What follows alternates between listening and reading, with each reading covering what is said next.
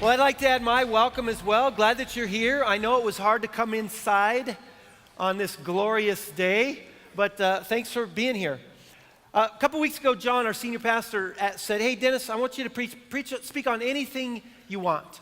And so I picked a passage that it's one of my all-time favorites. It's inspiring, it's motivating, and I'm sure you're just going to love it. Just listen, I'll read it. It comes from Genesis 10. This is the account of Shem, Ham, and Japheth. The sons of Japheth, Gomer, Magog, Madai, Javan, Tubal, Meshech, and Tiras. The sons of Gomer, Ashkenaz, Rephath, Togarmah. The sons of Javan, Elisha, Tarshish, and Kittim, and the Rodamine. The sons of Ham, Cush, Pizram, Put, and Canaan. The sons of Cush, Seba, Havilah, Stabta, Ramah, and Sabteka. The sons of Ramah, Sheba, and Dedan. You liking this?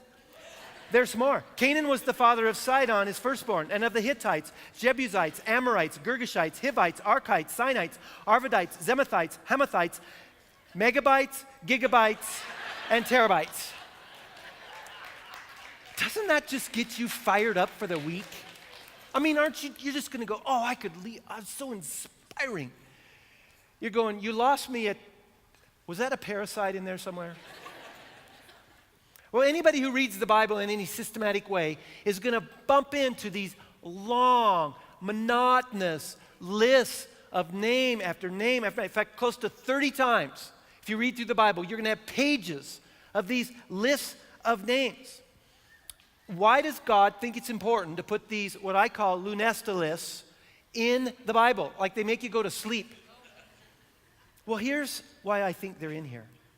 It's because these lists function like guest lists to a very important experience, a very exciting experience. I mean, nobody receives a wedding invitation book mailed to current resident, right? It's a personal invitation with your name on it, often twice, in fact. And it's like God is saying, I want these people, they're real people, belong in my story, belong in this great life that I have planned for them. And he also, that's why he put it in for our benefit, is to say, you have a name. You're on the guest list. You can belong to my story. You belong, I want you in on the life I have for you, on this very exciting thing. In fact, deep inside each human being, God put a longing for belonging. Yes, it's in you. It's in me. In fact, one of the reasons why you're here this morning, why you decided to show up here instead of like laying out in the sun, is because of that longing. You understand, maybe my life makes more sense if it belongs to something that's bigger than me. And all human beings have this longing for belonging, this longing that our lives have meaning.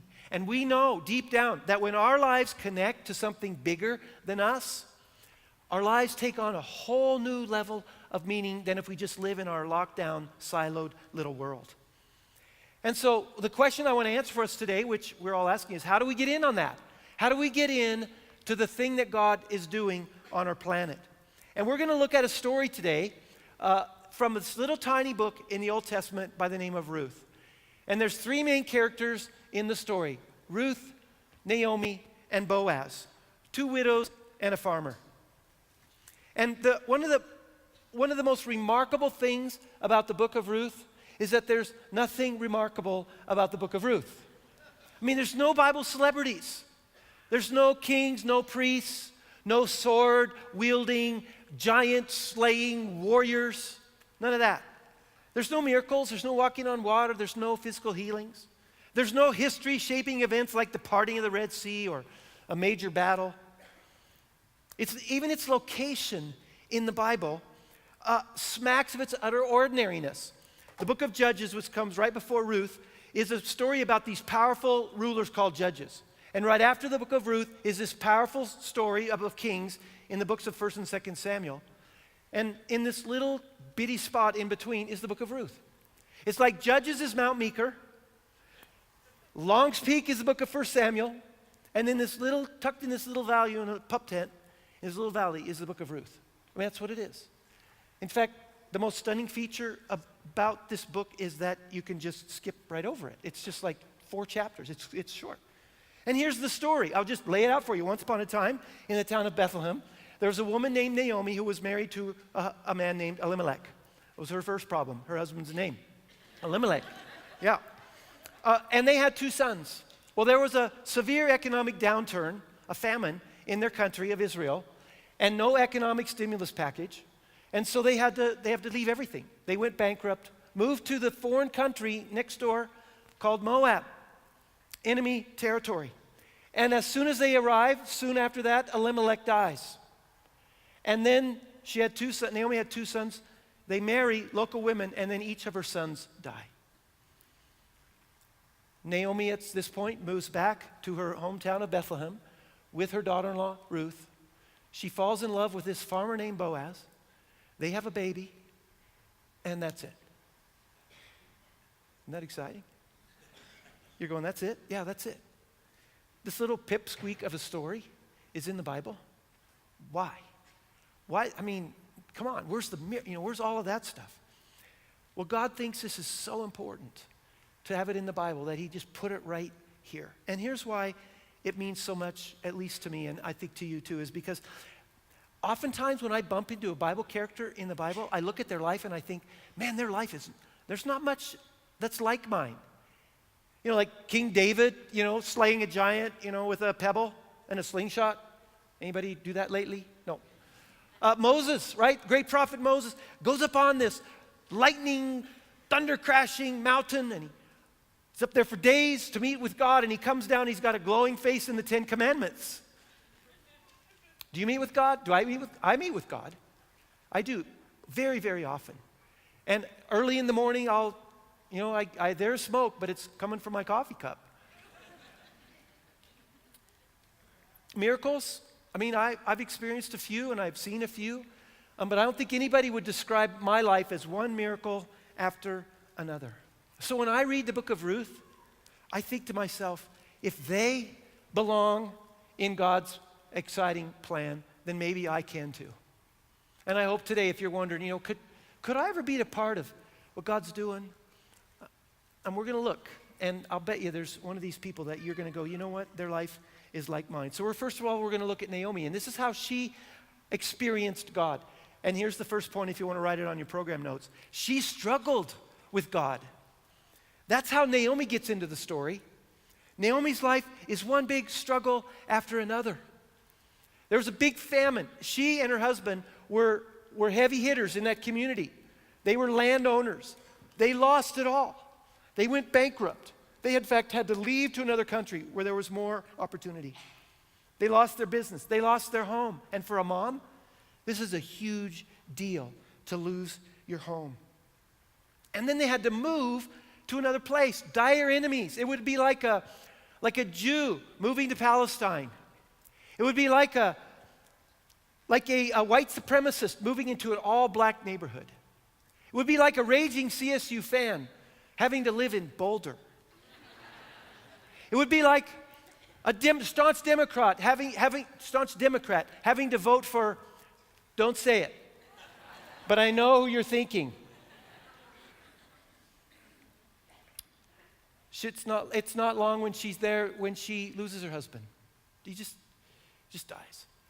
And it's devastating to her. Some of you know what it's like to lose a spouse. You know what it's like. My wife, her first husband was killed in a car wreck. She knows what it's like. And then after her her sons marry local women, first one son dies, and then another son dies. And some of you know the utter devastation of the loss of a child. And Naomi believes in God, she does, but I'll tell you, she struggled. She's not an atheist, but listen to what she says. As Naomi prepares to return to Bethlehem, she says to her 2 daughters-in-law in chapter 1, verse 13, "It's more bitter for me than for you, because the Lord's hand is what? He's gone out against me. I thought God was for me." And then after she gets back to Bethlehem, her friends call out to her. They barely recognize her because she's changed so much. They go, "Is that Naomi?" Yeah, hey, Naomi. And she says to them, "Don't call me Naomi," which means pleasant one. She says, "Call me Mara," which means bitter one, because Almighty has made my life very bitter. I went away full, but the Lord has brought me back empty. The Lord has afflicted me. The Almighty has brought misfortune upon me. A number of years ago, we met this delightful professor named Ken Olson, who was had a wife, Esther, and 2 sons. And it wasn't long before we got a call that his wife had died, young, in her 50s. And so we went to their funeral, her funeral. And then a couple years later, we got a call that said that Ken's oldest son had died just kind of out of the blue.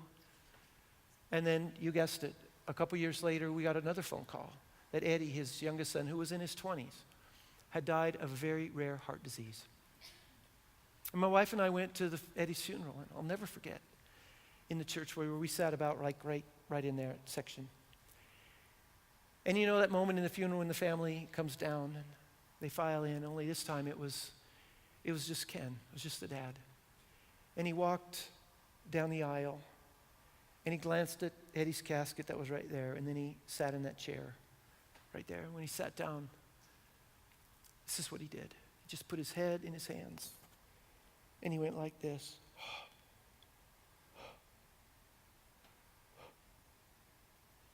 As a tsunami of sadness just crushed his soul. And I could see for him, he's struggling. Why Eddie? Why us? Why this? Why now? Why God? Just why? People struggle, don't you? You struggle with God, do you? If you do, you're in very, very good company, because there's a long list of people who struggle with God. David, who was called a man after God's own heart, said in Psalm 13:1, "Oh Lord, how long will you what? Forget me? Forever? How long will you look the other way?" Jeremiah, who was considered one of the greatest prophets in the Old Testament, came to God and said, "You deceived me. You ripped me off."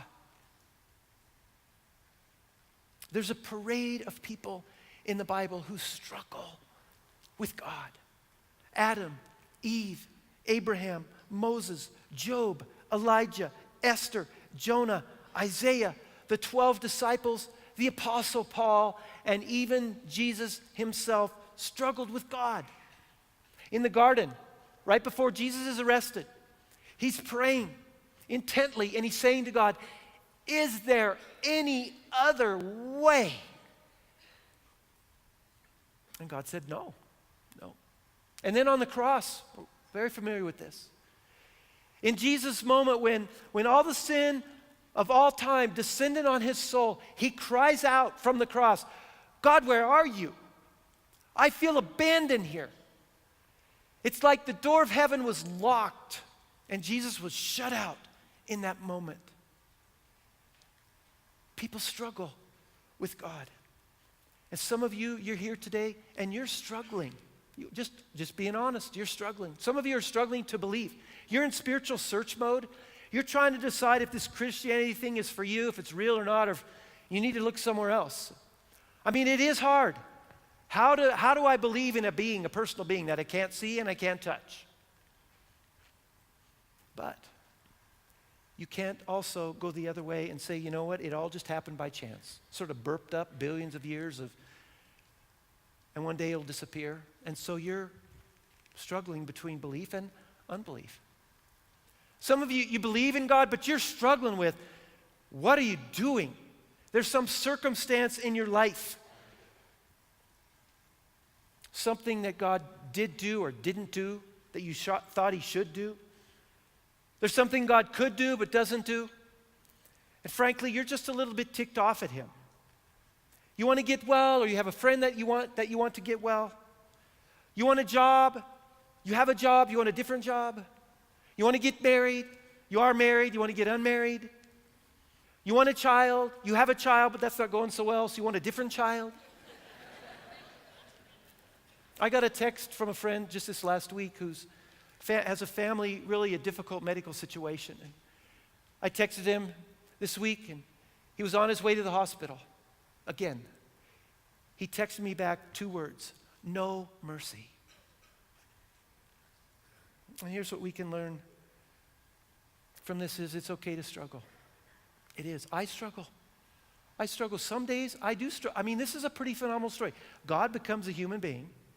He's killed on a cross, pays for our sin, 3 days later rises from the dead. God did that. That's a pretty big story, isn't it? Yeah. Struggle to believe that. Sometimes I struggle with life circumstances. You know, I'm with people all the time where my prayer is just like theirs. God, it would seem so easy for you to just fix this. Just heal it. It would, just a thumbnail or a thimbleful of your power is all it would take to fix this situation, and he doesn't do it. I struggle with that. I wish I had the gift of faith that I know some of you do.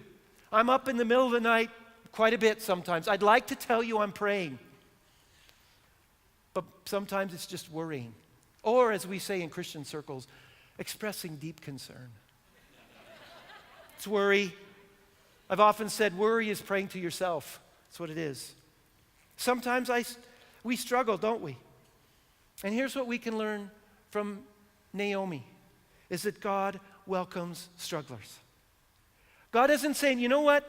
Once you stop struggling, then you can be in on this experience I have for you. God says, no, because you're struggling, come in. That's the point. I can help you with the struggle. I'll meet you in the struggle. You don't have to be like, okay, God, I'll get it all figured out and I'm not struggling. I have 100% belief and now I can be in. That's not the way God is. And that's why he put Naomi in the story. And one of the things I love about this story is it doesn't candy coat the struggle. I mean, Naomi is real, she's raw, she's authentic. It makes sense if you're in her situation, and it's welcomed.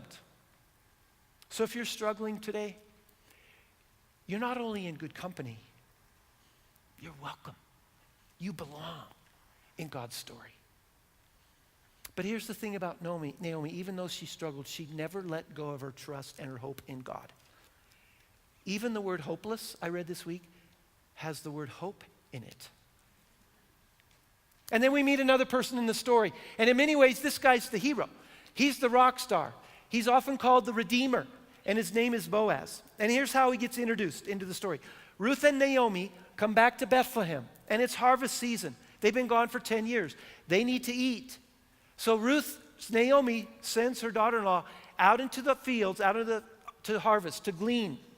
And there was a religious law for all farmers that said you must leave the wheat or the barley on the edge of your field for the poor who can come and work for their food. It was the way God created dignity when there was poverty.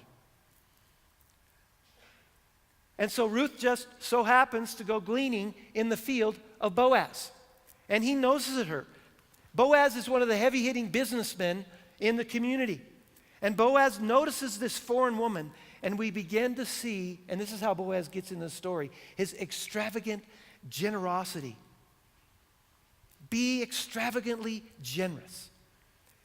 And here's some examples. He's generous with his compassion.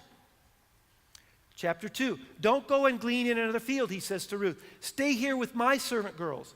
And whenever you are thirsty, go and drink from the water jars the men have filled.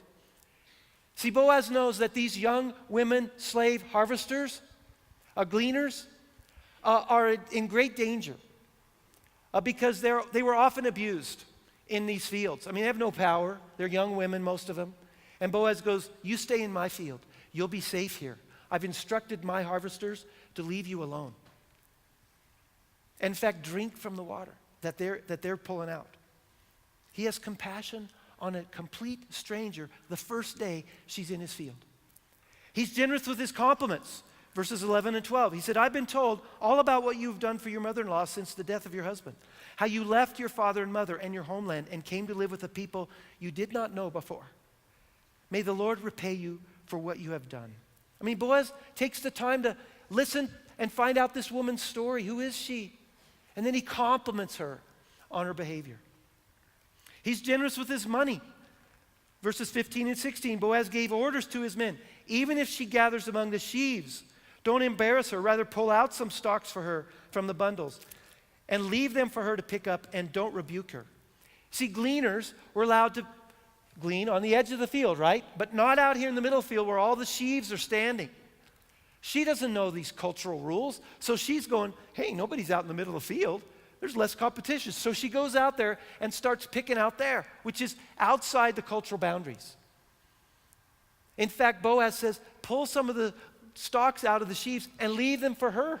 I mean, imagine she's out there it's like fishing in an aquarium. It's like, whoa, nobody else is here. This is so cool. And Boaz says, you know what?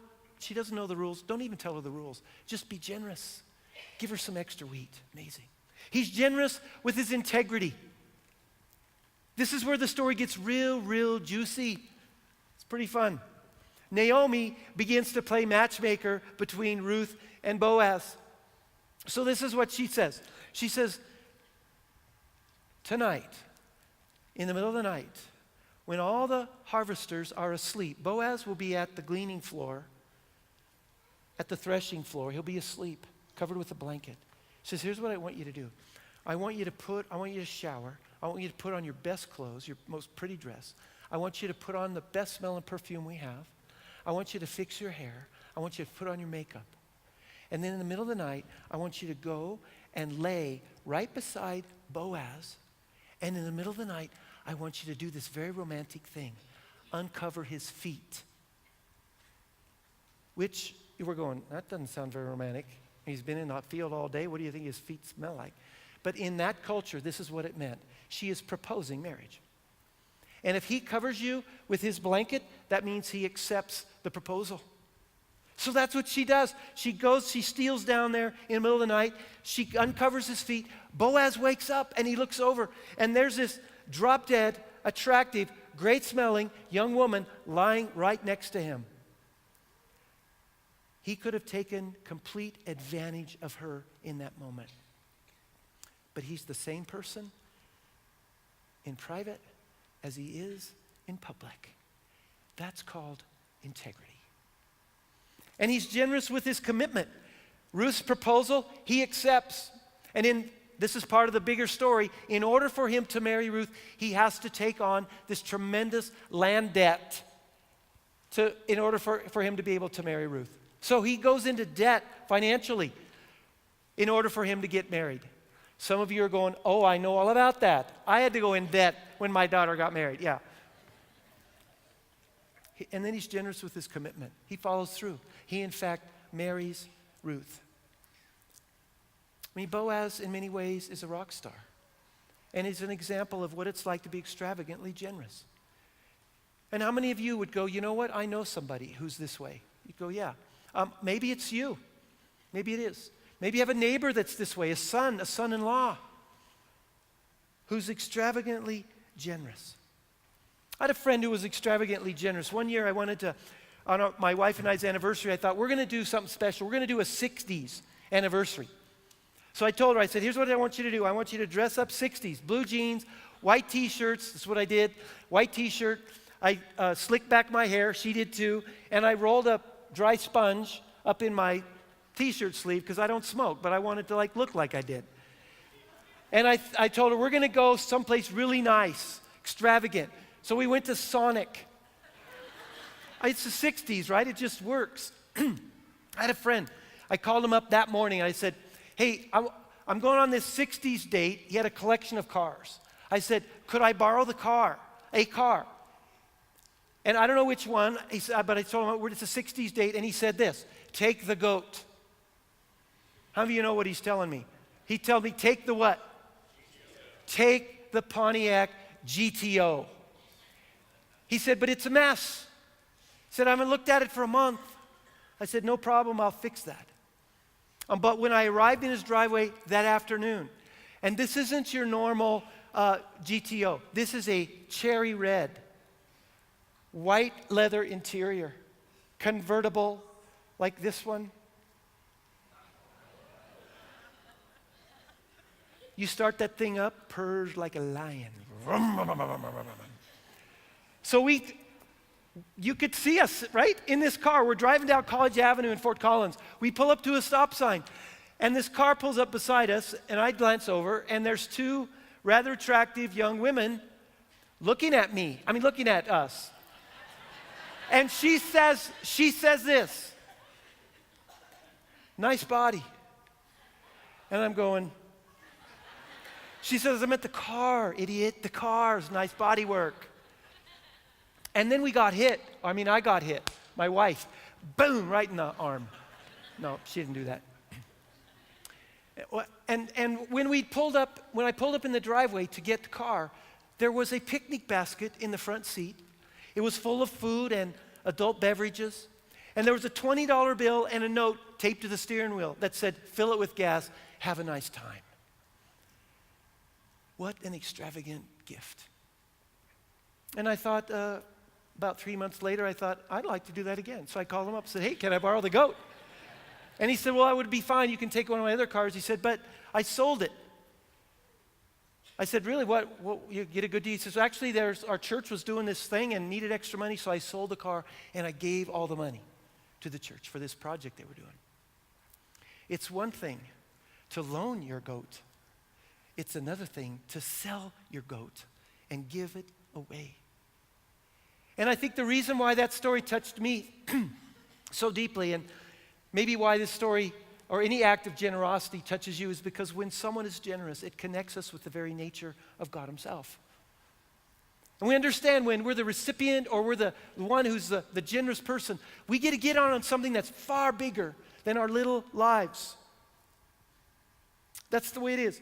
And in fact, one of the most famous verses in all of the Bible is John 3:16, right? God so loved the world that he was extravagantly generous and gave his son. That's the essence of generosity. And if people were to list some of your most outstanding qualities of a person, would generosity be on the list? I wonder, would it be on the list for me? So let me just make some very practical suggestions this coming week of how to be extravagantly generous. First of all, be generously compassionate, especially towards strangers. Even people from other cultures who don't know all the cultural rules that maybe some of us know and have. Maybe even struggle with the language. Or here's another stranger. Leave a jaw-dropping tip for a waitstaff person that you don't know this week. Just be generous with your compassion. Be generous with your compliments. Send somebody a text message just with some sort of a compliment. Call them up. Here's a new one. Write them a note and put it in the mail. Wouldn't that be novel? Be generous with your money this coming week. I mean, likely we all know someone who's in a situation of Ruth. Someone who is in a very difficult, precarious financial situation. And maybe one of the things we do this week, like Boaz, he pulled wheat out of a sheaf. Maybe we pull some dough out of our pocket and put it in a place where you know they're going to find it. Mother Teresa said, "We can give without loving, but we cannot love without giving." Generosity connects us with this loving, extravagant nature of God himself. And when we give, or we're the recipient of generosity, we go, man, I get to be a part of something big here, part of something that God is all for. And there's a third person in the story. And this person is the most surprising because Ruth actually doesn't belong in this story at all. She's the outsider. She's the enemy. She has no blood relation at all to anybody in Bethlehem. She's as impure as they come, blood-wise. Nothing Jewish about her. And we all have a fetish for purity, don't we? I mean, like even stuff with our food, right? We have this purity standard. Like if you go to a restaurant and you order a plate of food and it comes and there's some things in the food that you didn't expect. Like, what would be an impurity? A bug, a hair, you get it, right? You say, put it back. In fact, we have a whole department of the federal government committed to purity standards for food. Strict guidelines for what can go into our mouths, and we're so grateful for it. But when I read you some of this list, you're going to go, really? How many of you like apple butter? A few of you. Here's the guideline from the FDA. If there are only 4 rodent hairs or 5 or less insects per 100 grams, go ahead, spread it on your bagel. How many of you like mushrooms? Okay. Here's the mushroom standard. If they find fewer than 20 maggots in a package, sell them. It's okay, you could just pick them up at whatever grocery store you go to. So the next time you order mushrooms on your pizza, you better look really close at what that little brown thing really is. Just ruined this for you, didn't I? How many of you like coffee? I heard some moans. Do you want me to read this or not? Okay, here's the standard. If less than 10% of the bags they open are insect infested, brew away. That's why they call it Starbucks. Or if they open 2 consecutive bags and find live insects, they're rejected. We just don't like it when we look on the top of our macchiato and there's a bug doing the backstroke around the top of our cup. How many of you have eaten a hot dog? You don't want to know. You don't want to know. Well, when it comes to purity standards, about who can get in on God's family, who can be in this amazing experience, God's standards are apparently very, very low. I mean, look around the room. Now look up here. I rest my case. Ruth doesn't belong in the story. She's a foreigner. In fact, 6 times in the book, it doesn't just say Ruth. It says Ruth the Moabitess, Ruth the Moabitess. It'd be like walking down Jerusalem and saying, hey, and to meet your Jewish friend, and you say, hey, this is Ruth the Palestinian. Let me introduce you to Ruth the Palestinian. That's what it'd be like. She doesn't belong. She's the enemy. She has no social status whatsoever. In fact, when she meets Boaz the first time, she admits in verse 13 of chapter 2, I don't even have the standing of one of your servant girls. See, servants are low on the totem pole. Lower than that, servant girls. Lower than that, Ruth says, that's me. I'm at the bottom of the bottom. I'm a no-count, outsider, marginalized. I don't belong. I'm completely outside. That's who she thinks she is. And in fact, she really doesn't have any legal standing. We call her Naomi's daughter-in-law, but her husband died. She's not really a daughter-in-law anymore, not legally. She has no family here whatsoever. There is no relational, the only thing here is this little bit of relational obligation. But that doesn't stop Ruth, does it? She says, I want in, Ruth. I want in on this life that you have.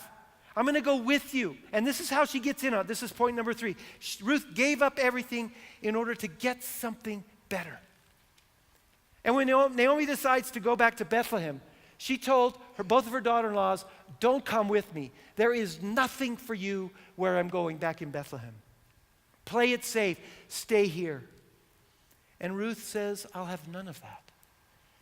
And I'm going to read probably a passage that you've heard at a wedding, probably 10 weddings if you've been to that many. This passage is always read, at least part of it, at weddings. And this is what Ruth says to Naomi. Don't urge me to leave you or turn back from you.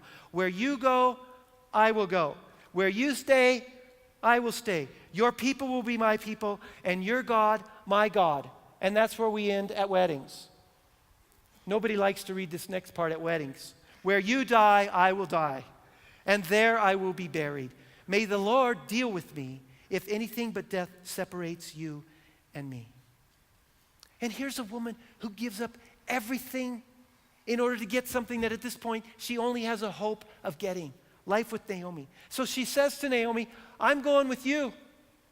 In fact, your God, even though you're pretty ticked at him right now, he's going to become my God. And there must have been something in the way Naomi communicated about her God that was so appealing to Ruth that she says in verse 17, she says, your God will be my God. And then she uses this word, may the Lord deal with me. And she uses the word for God that God gave us in the Old Testament for himself. That's the most intimate, close, personal name he could ever give. And Ruth apparently knows enough about that to say, I want that. I want in on that life. As rough as it is for you, Naomi, that's better than anything I've got going for me now. And she gets in on that.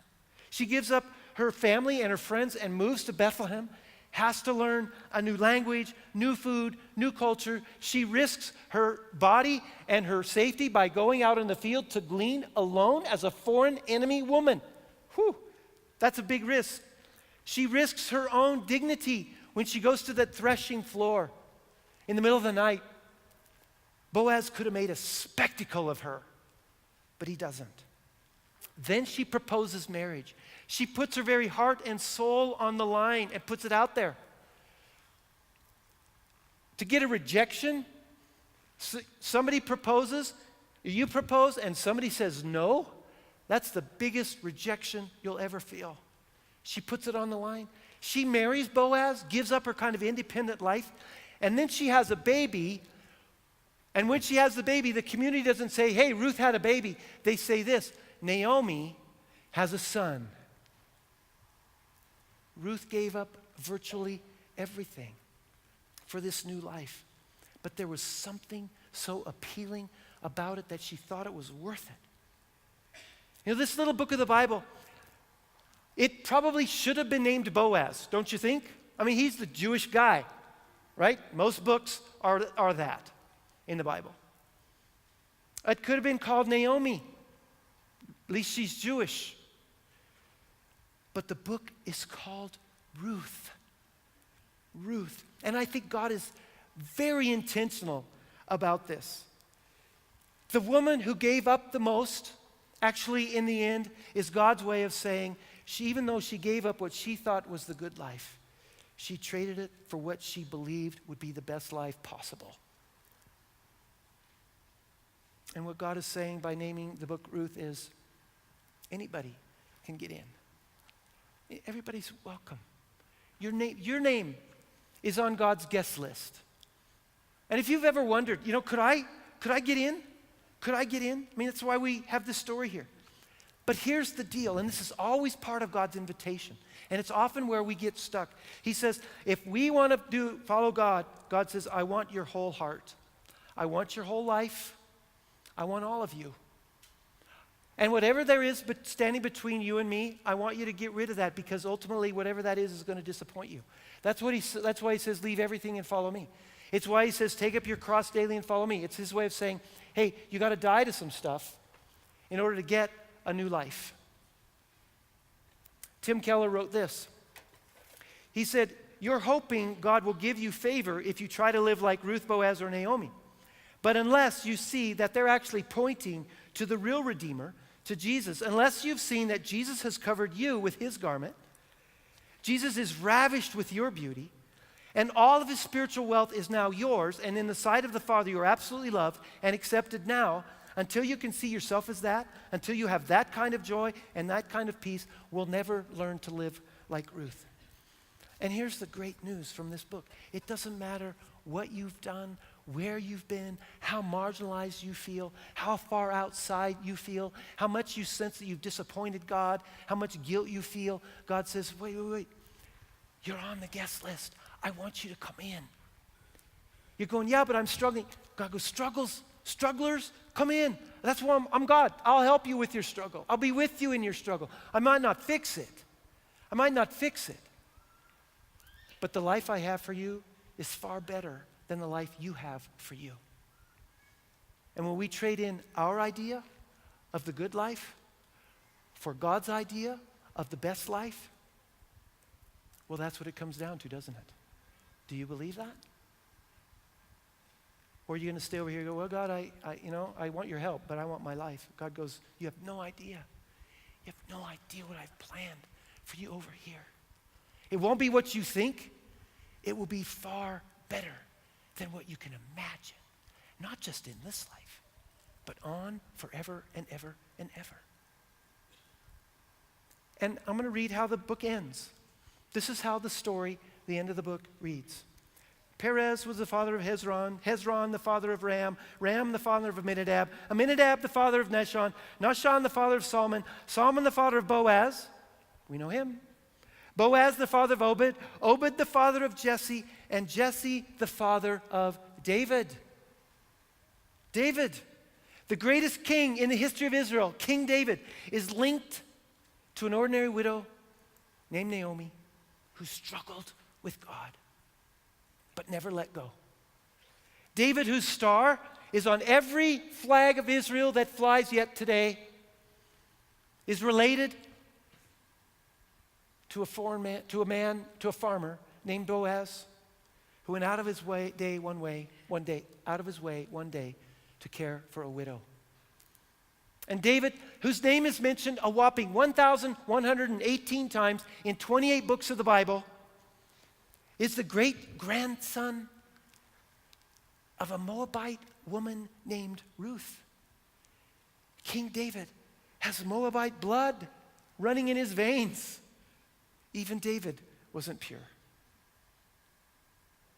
And this little woman who doesn't belong, named Ruth, who was found picking heads of barley in a farmer's field one day, gets into the story, gets in on this amazing life that God has.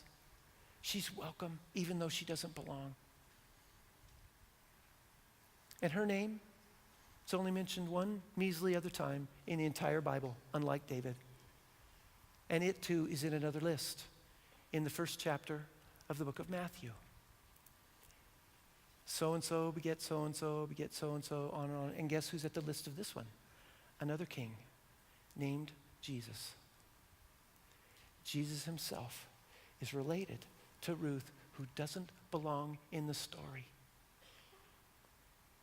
And the message from that is, doesn't matter who you are. Aren't you glad? You're welcome. God says, come in. You're on my guest list. I want you, I want you, I want you. And today is your invitation to this wonderful experience that he has for you. And if you ever wonder, my life seems so ordinary. Ever wonder if it has any significance as a part of something bigger? Well, I hope that if that day comes, you'll get out this little book and read it over and over and over and realize, you know what? These normal, everyday people got into God's family. They get into God's story, and when that happens, there's nothing ordinary about that at all. Let's pray. Lord, there are people here today who right now, they're struggling. They are. You know, they're here on just a shred of belief, shred of hope going, God, be real to me, do something here. And so God, I ask that right now, and even this quiet, whether here out in the atrium, that you just come alongside and speak a word of your presence into their heart and soul right now. And Lord, there are people here today, and we're going to go out this week, and we have a lot. And I pray that you would put someone in our way this week and a prompting from you that would go, come on, extravagant generosity right here. Get in on something bigger. And Lord, I pray that we would all, as we walk out of here, realize the truth of these words. We are no fool if we give up what we cannot keep in order to gain what we cannot lose. In Jesus' name.